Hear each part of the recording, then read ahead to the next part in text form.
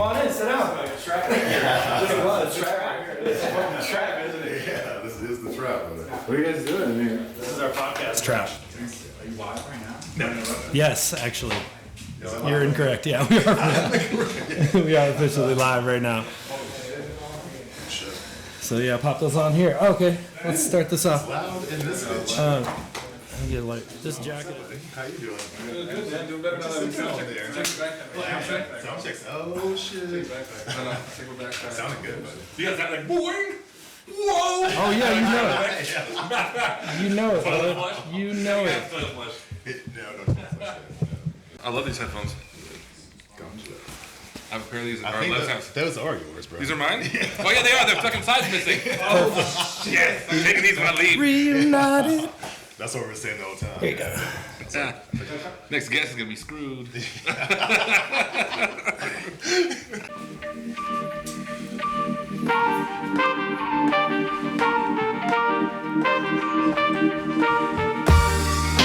You gotta do the scratches with your mouth.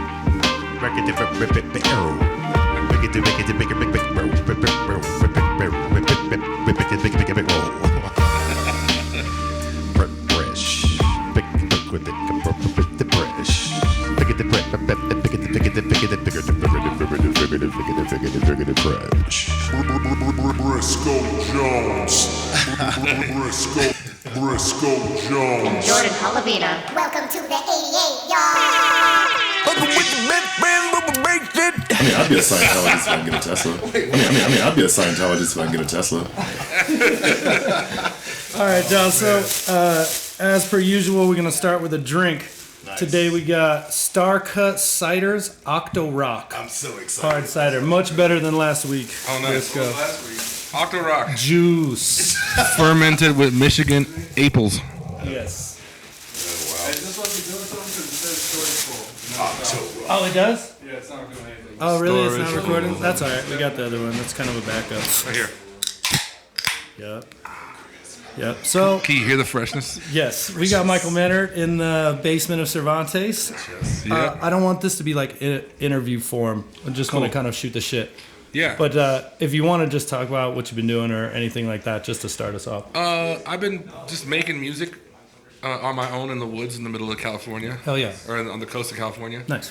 And I've been doing sound design and some production with Mickey Hart from the Grateful Dead in his studio here and there. And just making music with some of my friends, you know, Okay. here and there. Me and Scholarship's been rearranging my studio every time, trying to find the right equation for productivity. Fuck yeah. So I don't have bullet points. We're just gonna freestyle this one. What do you think about swatting? What's swatting? Exactly. So check this out. So kids who are online gamers are like getting SWAT teams called to people's houses while they're gaming so that they can win the game. Oh, really? So people are swatting people, bro. It's bad enough calling the cops on someone. Imagine like calling the SWAT That's team what on I'm someone. saying. And they have these like break-ins and raids where they just like go in and fuck people up. It's pretty crazy. Man, it's like imagine what would have happened if dads just would have hugged their kids. Right. No, it's like this day and age. It's kind of a day and age kind of a conversation. That's why I wanted to open with. It's just weird. Like, it's crazy to me. I was watching it as a, 34-year-old dude who's been around a little bit. And Yeah. I didn't know what it was till recently. And I was like, this is happening? I love that it's a thing. It's like people are like, oh yeah, I'm just gonna swat. Yeah, I'm gonna swat a few exactly. rounds. Exactly. You know, How do you call the SWAT? bomb threat. Bomb threat? It's gotta be something like You give them that. the IP address probably and send them send in like, hey, I got a scary message from this IP. Right. Yeah. Or know? like, terrorist threat. I'm sure would do Yeah. it. Just go to Google and type in Taliban. Man, or just get better at your shit. Yeah, no doubt. Just get better at what you're doing. Like, don't cheat with the SWAT team. Kind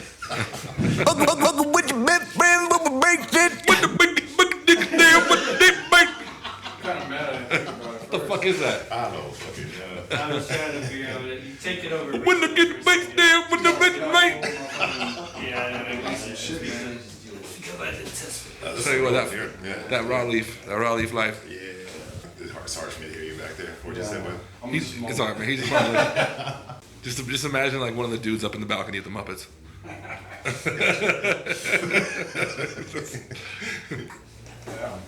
But a Mexican fan, but they wait. Yeah, sure. What are we drinking? That's expensive. It's about to get trippy. We're just drinking this out of the bottle? Yeah, that's how we do it, man. Bang, bang it. Oh, Jesus Christ. Boy there, pal. Yeah, man. Get in there. Okay, so I did have one thing I wanted to discuss and talk about. Yeah, let's talk about it. Websites and apps and stuff like Splice Sounds, using loops. What's okay? What's not? What is everything okay? Is nothing okay? I think at this point everything's okay. You know, it's like it's like, I mean, it wasn't okay for us to steal samples off of records. Right. That's We kind of still did that. You know, it's like there's people up the chain from us. You know, who would. You know, it's like as soon as you feel like you're like, you know, the official voice of like, hey, I have the word on this. You know, it's like. Then you're the people that are trying to say like, hey, you can't sample our records. It's like the same shit. It's like, right. That's not. I don't think that any of us are on that side of the fence. You know, I think it's cool that it gives accessibility to stuff. I mean, it's, you know, it breaks down to it's. I think it's gonna the good shit's gonna rise to the top eventually. You know, For sure. Yeah. There's gonna be people that use it as a crutch, and there's gonna be people that use it as a toolbox. And I think that like. I mean, even drum sounds. You know, I have folders of drum sounds that my friends gave me and shit. There's stuff that comes with the MPC. You know, there's things that we use that, you know, stock sounds on synths and stuff. And so it's like, you know, you'd have to really go back and truly create. You'd like build your own microphone and be like, okay, I'm doing this all on my own. You know. I feel I use it. I use loops a lot. So I have these things. I have corporate work that I do. I have a lot of stuff. So I will use it. Almost, I think that I abuse it sometimes when I'm doing something that my heart's not all the way in. Well, but it's easier that way because it's like you can come to the logical conclusion for something's going to be used on a surface level. You know, it's like if you're doing things for like corporate music and background music and stuff, or like even Foley for certain things. You know, it's like even a lot of the stuff for the movies, it's just like sound banks that they pull from where people make these rises and you know, those kind of things, and they just pull like, cool, I got your 5-second little clip, we're gonna use it, here's a check, you know? Yeah. So it's like, even in that world, it's you know, people use stock shit because it's like, there's other people making it, and if it's good enough, you're gonna use it, you know? It's like, it's still up to your ears, you know? I guess my only thing is I've seen people take a pack, like a whole pack. For those that don't know, a pack in one of these sites is it's like a kilo. It's basically like somebody made an entire production and they broke it out into like just the drum part, just this part. So they're just taking that whole production and then mashing it together in their own. I guess that's just arranging, right? Yeah. I mean, I remember when I was first getting into software stuff, Acid came out, and I was using Acid, not LSD. I was like, wait, that was a long time ago. How old are you? Time travel, man. No, but like Acid Pro 2.0 or something. What's like that. Acid? What is that? It was like a loop. It's kind of like a loop-based. They give you like a library of sounds. Mm-hmm. Like sequencer, like bass lines and like stuff. Sequencer, kind of like Reason. It's like Ableton, only like not as much that you can do with effects. It's more like you're multi-tracking kind of loops and editing and doing stuff. Yeah, you can do effects and stuff like that, but it was just kind of.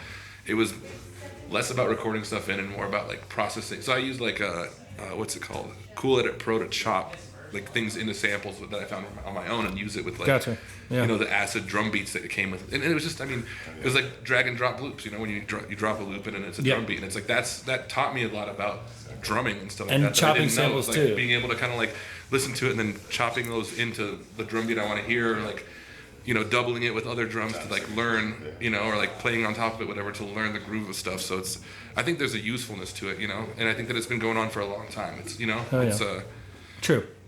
I mean, even when I had the MPC, there was like, you know, you could buy like the Neptunian drums and stuff like that, you know, like all these different discs that you could get.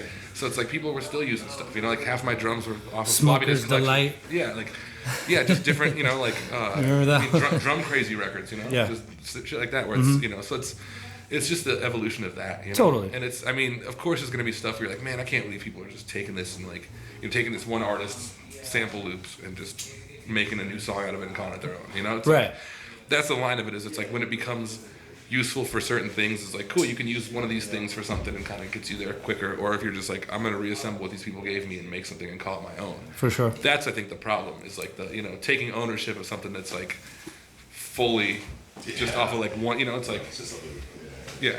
It's like if you re-recorded like a Michael Jackson song and like, dude, I wrote that shit. You know? Banger. I played every instrument on that, bro. That's everything that was me. You know? I think no matter what you do, as long as it's dope, you know, no matter where you're using your source of sounds or whatever, as long as it's dope, Yeah. you know. Yeah, and no matter what, it's like every 5 years, like the things that you think were unacceptable, you know?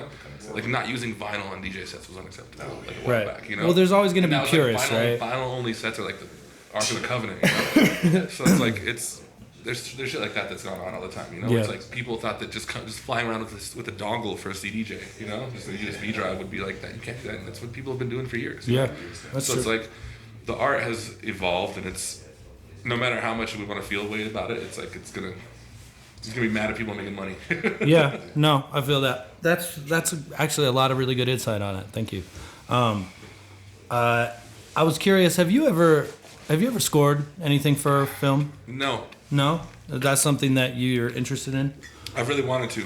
Yeah, I've had a lot of ideas for both like the Foley side of it, you know, with like the sound effects, and then yeah.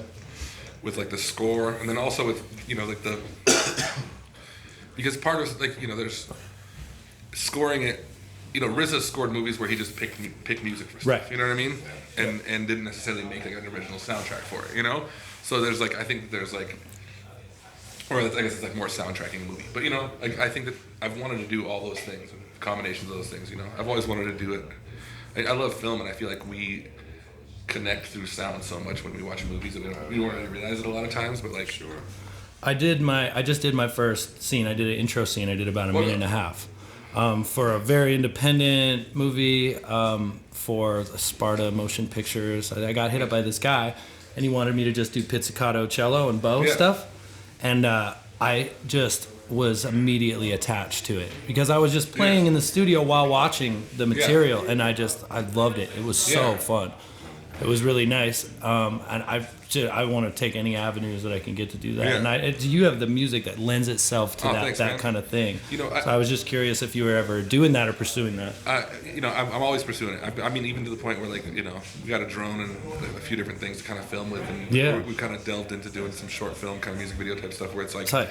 I'm now thinking of less of like composing stuff for a song and more like composing an idea and then making music to it, For sure. Because I feel like that'd be really fun to do, Matching something with a music video is cool, but that's like, I think that like creating something that's in and of itself, like a short film, Yeah, I'm trying to make like my own film projects and stuff like that, just so I can get like the feel for putting together score kind of stuff like that.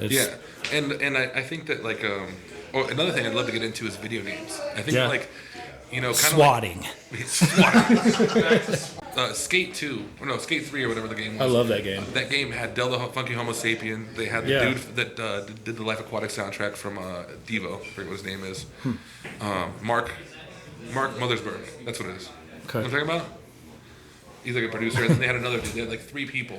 I think maybe one of the guys from Crystal Method or something like that. Like something like that, where they had 2, like someone from kind of a more of a rock world, someone from the hip hop world, someone from like an electronic world. Oh, I think it's all part of like the score the avenue, background for sure. stuff, and they had basically so like as you were playing the game, the intensity would raise as like you landed stuff, and each beat had like 3 different kind of layers that would like come in and make it bigger, and it just made me have such an idea where there's so many like there's so many algorithms and physics going into the video games when you're playing stuff where like certain dimensions will change or whatever, and you could have all that stuff linked into like a really cool interactive kind of like like a responsive like an installation art piece, but in a video game. You know what I mean? Where it's like even the music in the video game like evolves with what's going on to a T. Where it's not just like a score kicks in and gets louder, but like you actually have layers and ways that like certain movements augment layers and stuff. For sure. New video games are like films too. Oh yeah, they make more money than films. Yeah, these days. It's for sure. So it's there's so much cinematic stuff and the in betweens and stuff like that with video games. Like there's a huge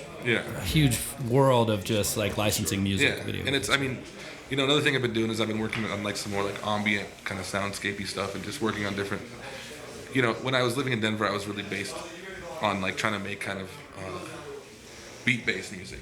Like basically like expanded beats of instrumentals and stuff that I'd make for hip hop or whatever, that kind of stuff. Yep. Just in the vein of like electro soul or whatever you want to call it.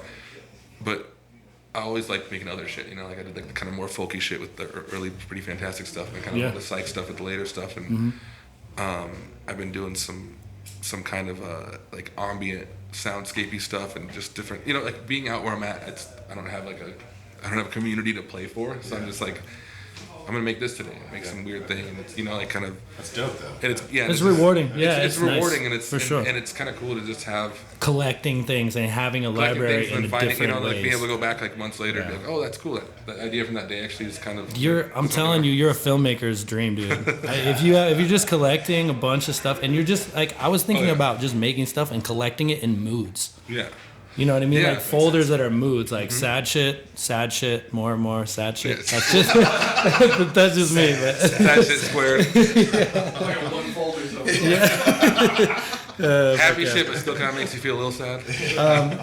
You know, I got a sound check. We got other sound checks coming. I just wanted to get a short moment with you. Yeah, man. I'm gonna be around tomorrow and the next day too. Awesome. So. Yeah. If we could. Thank you guys. Sorry I rambled and shit. Absolutely. Not at all. No, you're great, man. It's a pleasure to have you. Yeah. Thank you, guys. Thank you. Oh yeah. Outro music?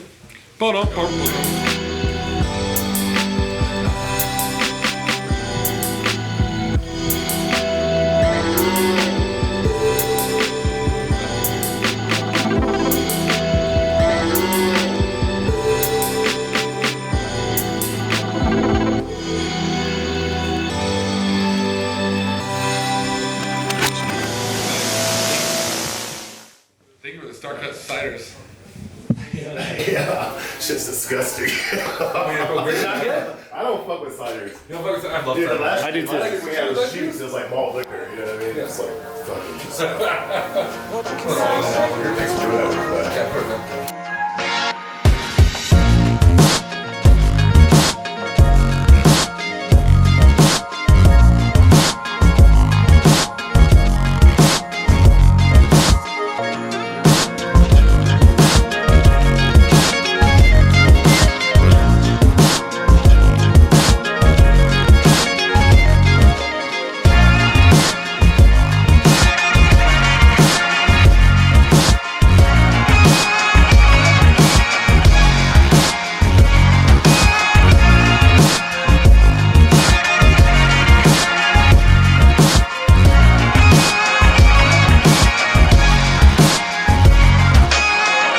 What can I say?